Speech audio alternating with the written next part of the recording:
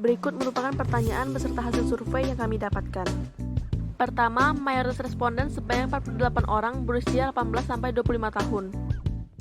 Kemudian, 26 responden berjenis kelamin pria dan 26 responden berjenis kelamin wanita.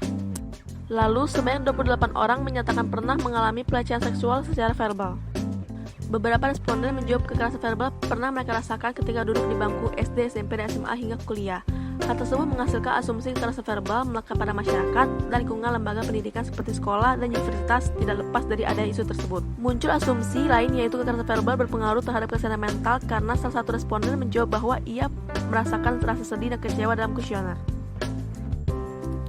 Lalu, sebanyak 52 responden setuju bahwa pelecehan secara verbal dapat dikategorikan sebagai kekerasan.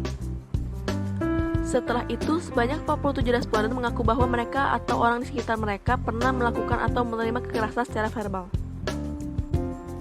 Kemudian, sebanyak 38 responden mengatakan bahwa terdapat kasus kekerasan verbal di sekolah atau lembaga pendidikan lain. Asumsi sebelumnya dapat dipastikan bahwa karena kekerasan verbal melekat pada lingkungan sekolah atau lembaga pendidikan lainnya. Lalu, sebanyak 32 orang responden memilih memberi dukungan emosional kepada korban sebagai salah satu cara menanggapi kekerasan verbal yang terjadi di lingkungannya. Lalu, mayoritas responden sebanyak 38 orang menganggap bahwa kekerasan secara verbal sudah melekat di masyarakat sekarang ini dan sulit untuk dihindari karena didukung oleh beberapa faktor. Salah satunya, pada zaman sekarang ini, masyarakat sangat dibebaskan mengeluarkan opini, maka seringkali masyarakat kurang peka terhadap etika dan bertutur kata.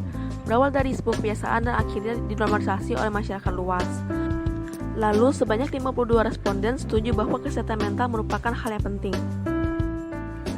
Selain itu, sebanyak 51 responden setuju bahwa kekerasan verbal berpengaruh terhadap kesehatan individu. Bisa disimpulkan bahwa kekerasan verbal berpengaruh terhadap kesehatan mental karena ada. Kemudian terlihat 75% responden atau setara dengan 38 orang menganggap bahwa upaya yang paling realistis untuk mengurangi kekerasan verbal yang terjadi di masyarakat adalah meningkatkan toleransi agar tidak mudah merendahkan orang lain dalam bentuk kekerasan verbal. Selain itu, sebanyak 33 orang menyatakan bahwa kekerasan verbal dapat dihapuskan dari masyarakat.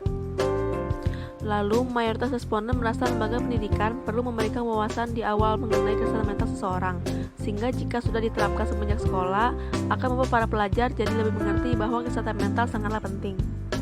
Selain itu, mayoritas mengatakan bahwa menyebarkan kesadaran akan isu tersebut di media sosial, meningkatkan toleransi agar tidak mudah merendahkan orang lain, menegur pelaku kekerasan verbal, dan memikirkan kesehatan mental individu merupakan upaya yang dapat mengurangi kekerasan verbal yang terjadi dalam masyarakat.